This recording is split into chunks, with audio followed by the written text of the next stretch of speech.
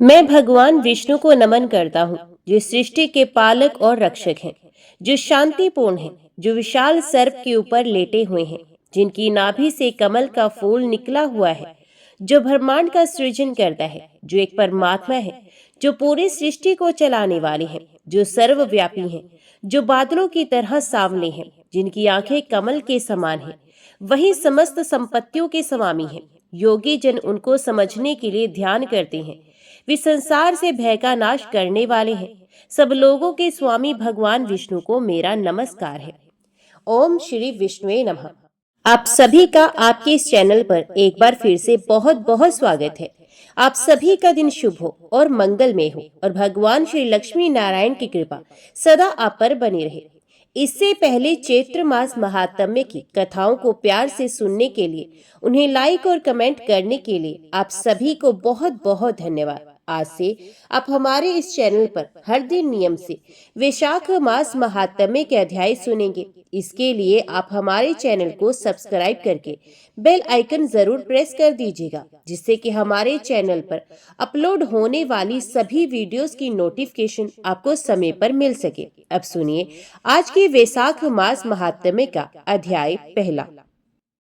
हिंदू पंचांग के अनुसार वैशाख मास वर्ष का दूसरा महीना होता है, जो चैत्र मास के बाद आता है। ये मास अत्यंत पुण्यदायक और मोक्ष प्रदान करने वाला माना गया है। सकंद पुराण, पद्म पुराण, नारद पुराण आदि शास्त्रों में वैशाख मास के महात्म्य का विशेष रूप से वर्णन किया गया है। इस मास में स्नान, दान, व्रत और भगवान विष्णु की आराधना करने से विशेष फलों की प्राप्ति होती है। ब्रह्ममुहूर्त में पवित्र नदियों, विशेषत गंगा, यमुना, गोदावरी, नर्मदा आदि में स्नान करना अत्यंत पुण्यकारी होता है। कहा जाता है वैशाख मास में किया गया स्नान सभी पापों से मुक्ति भी दिलाता है। इस मास में एकादशी, प्रदोष व्रत, अमावस्या, पूर्णिमा जैसे व्रतों का विशेष ही महत्व होता है। सोमवार, गुरुवार और एकादशी के दिन उपवास रखने से विशेष पुण्य की प्राप्ति होती है। वैशाख मास में जल, अन्न, वस्त्र, छाता, चप्पल, पंखा, शरबत, गुड़, खांड, मिट्टी के बर्तन आदि का दान अक्षय फलदायक होता है। शास्त्रों में कहा गया है कि वैशाख में किया गया दान कभी समाप्त नहीं होता। वैशाख मास में भगवान विष्णु की पूजा, तुलसी अर्चन, शालिग्राम पूजा और विष्णु सहस्त्रनाम का पाठ करने से भक्त को मोक्ष की प्राप्ति होती है। इस मास में हरि कथा, भागवत पाठ और सत्संग में भाग लेना भी शुभ माना गया है। वैशाख मास में शुक्ल पक्ष की तृतीया को अक्षय तृतीया कहा जाता है। इस दिन बिना मुहूर्त के विवाह, गृह प्रवेश, व्यवसाय प्रारंभ आदि सभी कार्य किए जा सकते हैं। इस दिन दान पुण्य का विशेष महत्व होता है। वैशाख मास में प्रातः ब्रह्म मुहूर्त में उठकर स्नान करना चाहिए। घर में तुलसी के समीप दीपक जलाना चाहिए। भगवान विष्णु का ध्यान, मंत्र जप व पूजन करना चाहिए। ब्राह्मणों को अन्न, जल, वस्त्र, पंखा, शरबत आदि का दान करना चाहिए। यथासंभव उपवास रखना चाहिए। क्रोध और झूठ से बचना चाहिए। अहिंसा का पालन करना चाहिए और सत्संग व सत्कर्मों में समय व्यतीत करना चाहिए। वैशाख मास स्वयं भगवान माधव का प्रिय मास है। इस मास में संयम, नियम, दान, भक्ति और सेवा के द्वारा व्यक्ति जीवन के समस्त पापों से मुक्त होकर मोक्ष की ओर अग्रसर होता है। ये मास भौतिक और आध्यात्मिक दोनों प्रकार से कल्याणकारी है। भगवान नारायण, नरश्रेष्ठ नर, देवी सरस्वती तथा महर्षि वेदव्यास को नमस्कार करके भगवान की विजय कथा से परिपूर्ण इतिहास, पुराण आदि का पाठ करना चाहिए। सूत जी कहते हैं, राजा अम्बरीश ने परमेष्ठी ब्रह्मा के पुत्र देवऋषि नारद से पुण्य में वैशाख मास का महात्म्य इस प्रकार पूछा। हे ब्राह्मण, मैंने आपसे सभी महीनों का महात्म्य सुना। उस समय आपने ये कहा था कि सब महीनों में वैशाख मास श्रेष्ठ है। इसलिए ये बताने की कृपा करें कि वैशाख मास क्यों भगवान विष्णु को प्रिय है और उस समय कौन कौन से धर्म भगवान विष्णु के लिए प्रीतिकारक हैं। नारद जी ने कहा, वैशाख मास को ब्रह्मा जी ने सब मासों में उत्तम सिद्ध किया है। वे माता की भांति सब जीवों को सदा अभिष्ट वस्तु प्रदान करने वाला है। धर्म, यज्ञ, क्रिया और तपस्या का सार है। संपूर्ण देवताओं द्वारा पूजित है। जैसे विद्याओं में वेद विद्या, मंत्रों में प्रणव, वृक्षों में कल्प वृक्ष, धेनुओं में कामधेनु, देवताओं में विष्णु और वर्णों में ब्राह्मण। प्रिय वस्तु में प्राण, नदियों में गंगा जी, तेजों में सूर्य, अस्त्र शस्त्रों में चक्र, धातुओं में स्वर्ण, वैष्णवों में शिव तथा रत्नों में कौस्तुभ मणि है। उसी प्रकार धर्म के साधनभूत महीनों में वैशाख मास सबसे उत्तम है। संसार में इसके समान भगवान विष्णु को प्रसन्न करने वाला दूसरा कोई मास नहीं। जो वैशाख मास में सूर्य उदय से पहले स्नान करता है, उससे भगवान विष्णु निरंतर प्रीति करते हैं। पाप तभी तक गरजते हैं जब तक जीव वैशाख मास में प्रातः काल जल में स्नान नहीं करता। राजन, वैशाख के महीने में सब तीर्थ आदि देवता बाहर के जल में भी सदैव स्थित रहते हैं। भगवान विष्णु की आज्ञा से मनुष्यों का कल्याण करने के लिए वे सूर्योदय से लेकर 6 दंड के भीतर तक वहां मौजूद रहते हैं। वैशाख के समान कोई दूसरा मास नहीं, सतयुग के समान कोई युग नहीं, वेद के समान कोई शास्त्र नहीं और गंगा जी के समान कोई तीर्थ नहीं।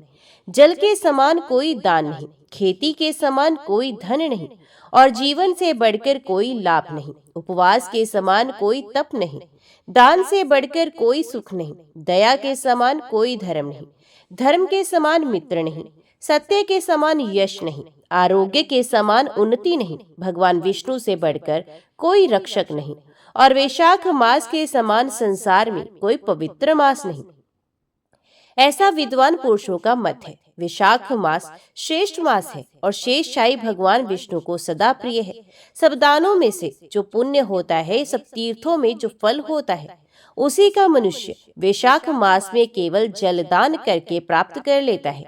जो जलदान में असमर्थ है, ऐसे ऐश्वर्य की अभिलाषा रखने वाले पुरुष को उचित है कि वह दूसरे के परबोध करे और दूसरे को जलदान का महत्व समझावे। ये सब दानों से बढ़कर हितकारी है। जो मनुष्य वैशाख में सड़क पर यात्रियों के लिए प्याऊ लगवाता है, वे विष्णु लोक में प्रतिष्ठित होता है। प्रपादान, पोंसला या प्याऊ देवताओं, पितरों तथा ऋषियों को अत्यंत प्रीति देने वाला है। जिसने प्याऊ लगाकर रास्ते के थके मांदे मनुष्यों को संतुष्ट किया है, उसने ब्रह्मा, विष्णु और शिव आदि देवताओं को संतुष्ट कर लिया है। हे राजन, वैशाख मास में जल की इच्छा रखने वाले को जल, छाया चाहने वाले को छाता और पंखे की इच्छा रखने वाले को पंखा देना चाहिए। जो प्यास से पीड़ित महात्मा पुरुष के लिए शीतल जल प्रदान करता है, वे उतने ही मात्र से 10,000 राजस्व यज्ञों का फल पा लेता है। धूप और परिश्रम से पीड़ित ब्राह्मण को जो पंखा डुलाकर हवा करता है, वे उतने ही मात्र से निष्पाप होकर भगवान का पार्षद हो जाता है। जो मार्ग से थके हुए श्रेष्ठ द्विज को वस्त्र से भी हवा करता है, वे उतने से ही मुक्त हो भगवान विष्णु का सायुज्य प्राप्त करता है। जो शुद्ध चित्त से ताड़ का पंखा देता है, इस पापों का नाश करके ब्रह्मलोक को जाता है। जो विष्णु प्रिय वैशाख मास में पादुका दान करता है, वे यमदूतों का तिरस्कार करके विष्णु लोक में जाता है। जो मार्ग में अनाथों के ठहरने के लिए विश्रामशाला बनवाता है, उसके पुण्य फल का वर्णन नहीं किया जा सकता। मध्याह्न में आए हुए ब्राह्मण अतिथि को यदि कोई भोजन दे तो उसके फल का अंत नहीं। राजन, अन्नदान मनुष्यों को तत्काल तृप्त करने वाला है, इसलिए संसार में अन्न के समान कोई दान नहीं। जो मनुष्य मार्ग के थके हुए ब्राह्मण के लिए आश्रय देता है, उसके पुण्य फल का वर्णन नहीं किया जा सकता। जो अन्नदाता है, वह माता पिता आदि का भी विस्मरण करा देता है। इसलिए तीनों लोकों के निवासी अन्नदान की ही प्रशंसा करते हैं। माता और पिता केवल जन्म के ही हेतु हैं, पर जो अन्न देकर पालन करता है, मनुष्य पुरुष इस लोक में उसी को पिता कहते हैं। वैशाख मास में धूप से तपे हुए थके मांदे ब्राह्मणों को श्रमनाशक सुखद पलंग देकर मनुष्य कभी जन्म मृत्यु आदि के कलेशों से कष्ट नहीं पाता। जो वैशाख मास में पहनने के लिए कपड़े और बिछावन देता है, वे उसी जन्म में सब भोगों से संपन्न हो जाता है और समस्त पापों से रहित हो ब्रह्म निर्वाण मोक्ष को प्राप्त होता है। जो तिनके की बनी हुई या अन्य खजूर आदि के पत्तों की बनी हुई चटाई दान करता है, उसकी उस चटाई पर साक्षात भगवान विष्णु शयन करते हैं। चटाई देने वाला बैठने और बिछाने आदि में सब ओर से सुखी रहता है। जो सोने के लिए चटाई और कंबल देता है, वे उतने ही मात्र से मुक्त हो जाता है। निद्रा से दुख का नाश होता है, निद्रा से थकावट दूर होती है और वह निद्रा चटाई पर सोने वाले को सुखपूर्वक आ भी जाती है। धूप से कष्ट पाए हुए श्रेष्ठ ब्राह्मण को जो वस्त्र दान करता है वे पूर्ण आयु और परलोक में उत्तम गति को पाता है। जो पुरुष ब्राह्मण को फूल और रोली देता है वे लौकिक भोगों का भोग करके मोक्ष को प्राप्त होता है। जो खस कुश और जल से वसित चंदन देता है ये सब भोगों में देवताओं की भी सहायता पाता है तथा उसके पाप और दुख की हानि होकर परम आनंद की प्राप्ति होती है। वैशाख के धर्म को जानने वाला जो पुरुष गोरोचन और कस्तूरी का दान करता है वे तीनों तापों से मुक्त होकर परम शांति को प्राप्त होता है। जो विश्रामशाला बनवाकर पयाऊ सहित ब्राह्मण को दान करता है वे लोकों का अधिपति होता है। जो सड़क के किनारे बगीचा, पोखरा, कुआं और मंडप बनवाता है वे धर्मात्मा है, उसे पुत्रों की क्या आवश्यकता। उत्तम शास्त्र का श्रवण, तीर्थ यात्रा, सत्संग, जलदान, अन्नदान, पीपल का वृक्ष लगाना तथा पुत्र, इन सातों को विज्ञ पुरुष संतान मानते हैं। जो वैशाख मास में तापनाशक तक्र दान करता है वे इस पृथ्वी पर विद्वान और धनवान होता है। धूप के समय मट्ठे के समान कोई दान नहीं, इसलिए रास्ते के थके मांदे ब्राह्मण को मट्ठा देना चाहिए। जो वैशाख मास में धूप की शांति के लिए दही और खांड दान करता है तथा विष्णु प्रिय वैशाख मास में जो स्वच्छ चावल देता है ये पूर्ण आयु और संपूर्ण यज्ञों का फल पाता है। जो पुरुष ब्राह्मण के लिए गोघृत अर्पण करता है वे अश्वमेध यज्ञ का फल पाकर विष्णु लोक में आनंद का अनुभव करता है। जो दिन के ताप की शांति के लिए सायंकाल में ब्राह्मण को ऊख दान करता है उसको अक्षय पुण्य प्राप्त होता है। जो वैशाख मास में शाम को ब्राह्मण के लिए फल और शरबत देता है उससे उसके पितरों को निश्चय ही अमृत पान का अवसर मिलता है। जो वैशाख के महीने में पके हुए आम के फल के साथ शरबत देता है उसके सारे पाप निश्चय ही नष्ट हो जाते हैं। जो वैशाख की अमावस्या को पितरों के उद्देश्य से कस्तूरी, कपूर, बेला और खस की सुगंध से वासी शरबत से भरा हुआ घड़ा दान करता है वे 96 घड़ा दान करने का पुण्य पाता है। वैशाख में तेल लगाना, दिन में सोना, कांसे के पात्र में भोजन करना, खाट पर सोना, घर में नहाना, निषिद्ध पदार्थ खाना, दोबारा भोजन करना तथा रात में खाना, ये 8 बातें त्याग देनी चाहिए। वैशाख में व्रत का पालन करने वाला पुरुष पदम पत्ते में भोजन करता है वे सब पापों से मुक्त हो विष्णु लोक में जाता है। जो विष्णु भक्त पुरुष वैशाख मास में नदी स्नान करता है वे 3 जन्मों के पाप से निश्चय ही मुक्त हो जाता है। जो प्रातः काल सूर्य उदय के समय किसी समुद्र गामिनी नदी में वैशाख स्नान करता है वे 7 जन्मों के पाप से तत्काल छूट जाता है। जो मनुष्य 7 गंगाओं में से किसी में उष काल में स्नान करे वे करोड़ों जन्मों से उपार्जित किए हुए पाप से निस्संदेह मुक्त हो जाता है। जानवी, वृद्ध गंगा, कालिंदी, सरस्वती, कावेरी, नर्मदा और वेणी ये 7 गंगाएं कही गई हैं। वैशाख मास आने पर जो प्रातः काल बावलियों में स्नान करता है उसके महापातकों का नाश हो जाता है। कंद, मूल, फल, शाक, नमक, गुड़, बेर पत्र, जल और तक जो भी वैशाख में दिया जाए वे सब अक्षय होता है। ब्रह्मा आदि देवता भी बिना दिए हुए कोई वस्तु नहीं पाते। जो दान से हीन है वे निर्धन होता है। अर्थात सुख की इच्छा रखने वाले पुरुष को वैशाख मास में अवश्य दान करना चाहिए। सूर्य देव के मेष राशि में स्थित होने पर भगवान विष्णु के उद्देश्य से अवश्य प्रातःकाल स्नान करके भगवान विष्णु की पूजा करनी चाहिए। कोई महिरथ नामक एक राजा था जो कामनाओं में आसक्त और अजितेंद्रिय था। ये केवल वैशाख स्नान के सुयोग से स्वत्य वैकुंठ धाम को चला गया। वैशाख मास के देवता भगवान मधुसूदन है, अतः वे सफल मास है। वैशाख मास में भगवान की प्रार्थना का एक मंत्र इस प्रकार है: हे मधुसूदन, हे देवेश्वर माधव, मैं मेष राशि में सूर्य के स्थित होने पर वैशाख मास में प्रातः स्नान करूंगा, आप इसे निर्विघ्न पूरा कीजिएगा। उसके बाद सूर्य के मेष राशि पर स्थित रहते हुए वैशाख मास में प्रातः स्नान के नियम में संलग्न होकर मैं आपको अर्घ्य देता हूँ। मधुसूदन, इसे ग्रहण कीजिए। इस प्रकार अर्घ्य समर्पण करके स्नान करें। फिर वस्त्रों को पहनकर संध्या तर्पण आदि सब कर्मों को पूरा करके विशाख मास में विकसित होने वाले पुष्पों से भगवान विष्णु की पूजा करें। उसके बाद वैशाख मास के महात्म्य को सूचित करने वाली भगवान विष्णु की कथा सुने। ऐसा करने से कोटि जन्मों के पापों से मुक्त होकर मनुष्य मोक्ष को प्राप्त होता है। ये शरीर अपने अधीन है, जल भी अपने अधीन है, साथ ही अपनी जीवा भी अपने वश में है। अति स्वाधीन शरीर से स्वाधीन जल में स्नान करके स्वाधीन जीवा से हरि इन दो अक्षरों का उच्चारण करें। जो वैशाख मास में तुलसी दल से भगवान विष्णु की पूजा करता है, वे विष्णु के सायुज्य मुक्ति को पा लेता है। अतः अनेक प्रकार के भक्ति मार्ग से तथा भांति भांति के व्रतों द्वारा भगवान विष्णु की सेवा तथा उनके सगुण या निर्गुण स्वरूप का अनन्य चित्त से ध्यान करना चाहिए। देवी पार्वती ने भगवान महादेव से कहा, हे भगवान, आप सब तत्वों के ज्ञाता हैं। आपकी कृपा से मुझे श्री विष्णु संबंधी नाना प्रकार के धर्म सुनने को मिले, जो समस्त लोक का उद्धार करने वाले हैं। हे देवेश, अब मैं गीता का महात्म्य सुनना चाहती हूँ, जिसका श्रवण करने से श्रीहरि में भक्ति बढ़ती है। श्री महादेव जी बोले, जिनका श्री विग्रह अलसी के फूल की भांति श्याम वर्ण का है, पक्षी राज गरुड़ ही जिनके वाहन है, जो अपनी महिमा से कभी च्युत नहीं होती तथा शेष नाग की शैया पर शयन करते हैं, उन भगवान महाविष्णु की हम उपासना करते हैं। एक समय की बात है, मुर्दैत्य के नाशक भगवान विष्णु शेषनाग के रमणीय आसन पर सुखपूर्वक विराजमान थे। उस समय समस्त लोगों को आनंद देने वाली भगवती लक्ष्मी ने आदर पूर्वक प्रश्न किया, हे भगवान, आप संपूर्ण जगत का पालन करते हुए भी अपने ऐश्वर्य के प्रति उदासीन से होकर जो इस क्षीर सागर में नींद ले रहे हैं, इसका क्या कारण है?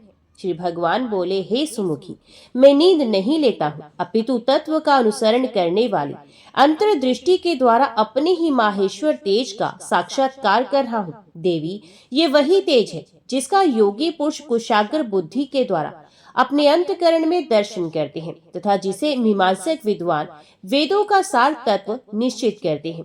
वे माहेश्वर तेज एक अजर प्रकाश स्वरूप आत्म रूप, रोग शोक से रहित अखंड आनंद का पुंज, निर्हि तथा द्वैत रहित है। इस जगत का जीवन उसी के अधीन है, मैं उसी का अनुभव करता हूँ। देवेश्वरी, यही कारण है कि मैं तुम्हें नींद लेता हुआ सा प्रतीत हो रहा हूँ। श्री लक्ष्मी ने कहा, ऋषिकेश, आप ही योगी पुरुषों के ध्येय हैं। आपके अतिरिक्त भी कोई ध्यान करने योग्य तत्व है, ये जानकर मुझे बड़ा कौतूहल हो रहा है। इस चराचर जगत की सृष्टि और संहार करने वाले स्वयं आप ही हैं।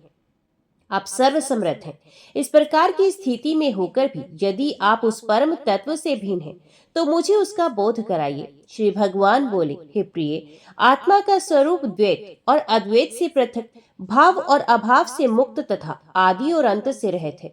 शुद्ध ज्ञान के प्रकाश से उपलब्ध होने वाला तथा परम आनंद स्वरूप होने के कारण एकमात्र सुंदर है। यही मेरा ईश्वरीय रूप है। आत्मा का एक तत्व ही सबके द्वारा जानने योग्य है। गीता शास्त्र में इसी का प्रतिपादन हुआ है।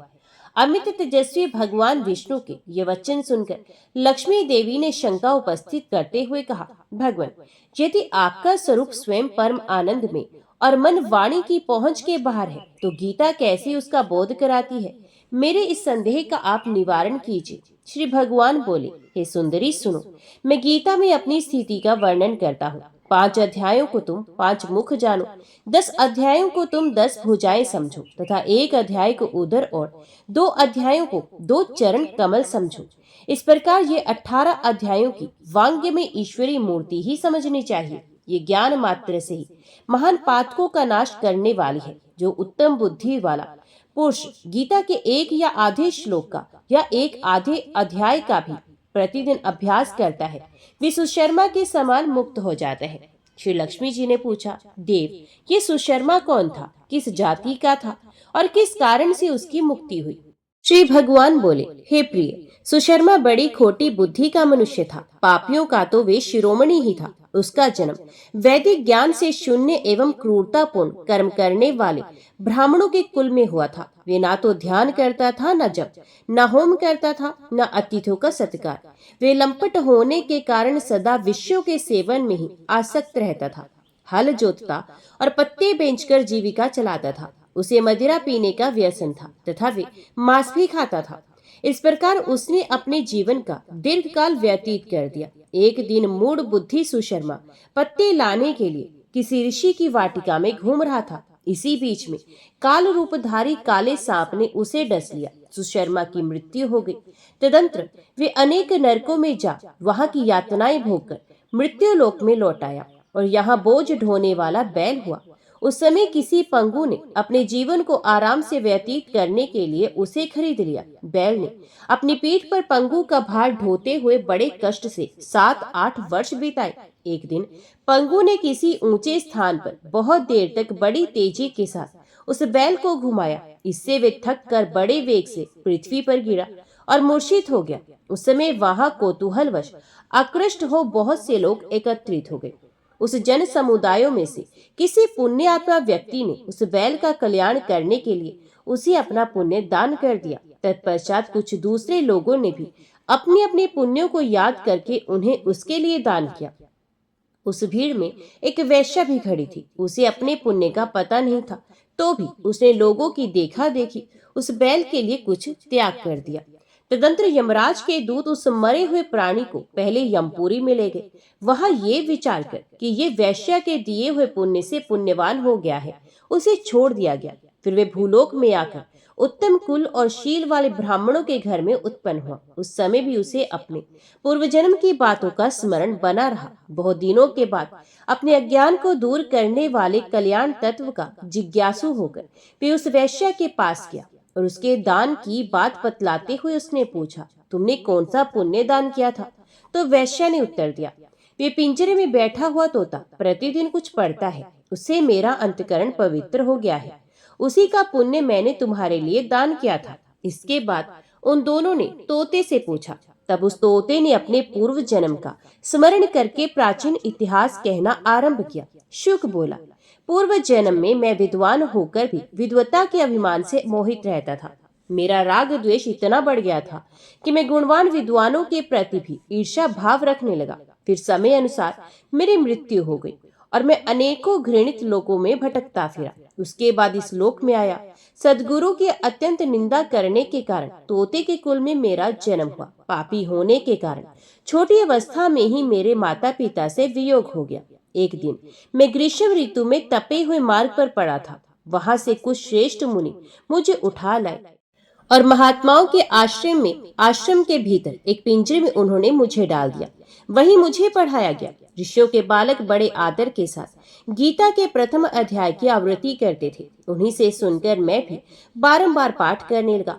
इसी बीच में एक चोरी करने वाले बहेलिये ने मुझे वहां से चुरा लिया। तत्पश्चात इस देवी ने मुझे खरीद लिया। यही मेरा वृत्तांत है, जिसे मैंने आप लोगों से बता दिया। पूर्व काल में मैंने इस प्रथम अध्याय का अभ्यास किया था, जिससे मैंने अपने पाप को दूर किया है।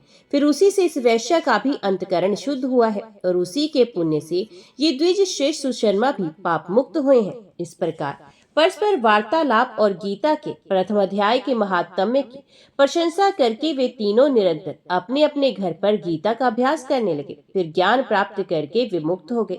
इसलिए जो गीता के प्रथम अध्याय को पढ़ता, सुनता तथा अभ्यास करता है, उसे इस भवसागर को पार करने में कोई कठिनाई नहीं होती।